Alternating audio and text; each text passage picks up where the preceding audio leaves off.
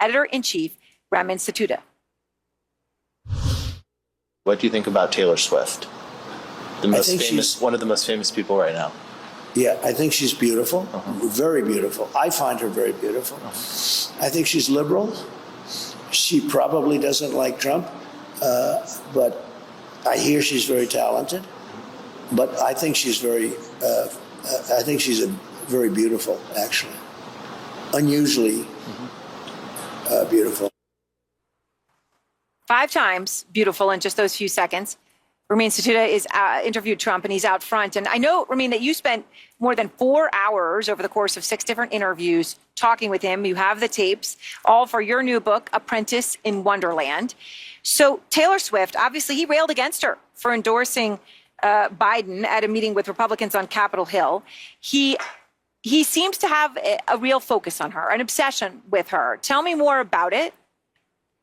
It's interesting. Thank you for having me on. It's interesting because in this audio clip, we have an intersection of 2 of the things that matter most to Donald Trump. Fame, which Taylor Swift is one of the most famous people on the planet, and his perception of beauty. And I think even Donald Trump knows that Taylor Swift is so famous that he can't go up against her, even though she didn't endorse him in 2020. And so you hear him kind of trying to negotiate what to say about her. And later on in the clip, I even ask if he's familiar with Taylor's music, and he says no. But this is his way of trying to say that he likes Taylor Swift in the hopes that somehow Taylor Swift will like him back. It's interesting because he was so angry. Remember all that conspiracy theory about, the Super Bowl, all of those things. And now he has come around to, it was so fascinating in that interview, just going back to the word beautiful, because that's the one word that he knows he could use and he was able to say about her. I pray that people that are listening to this really, really listen and understand that the corruption and the disingenuousness and the deceit and the deception is all very real, and that they want nothing good for you at all. And if you think otherwise, I don't know how to explain to you that they tried to take my life down. And I mean, I almost died. I was in the hospital for over a month, 2 spinal fusions later, and the First Lady, Melania Trump, actually said publicly that I brought that upon myself. Sick. It's sick.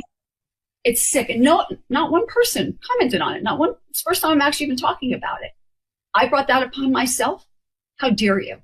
So I want Melania Trump to know that she will be held accountable, and she will have to answer certain questions at a certain point in time, because her talking points mean nothing. Absolutely nothing. And I do hope the investigators do have her signals that I have.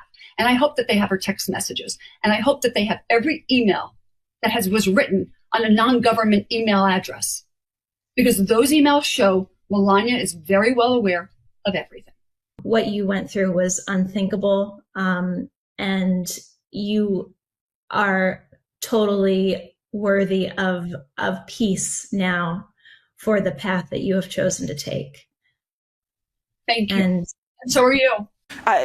They have also landed, or I wonder if you hear that they have landed on answers to questions about the January 6th insurrection. That's something that reportedly they've been trying to come up with some kind of Goldilocks solution to in debate prep.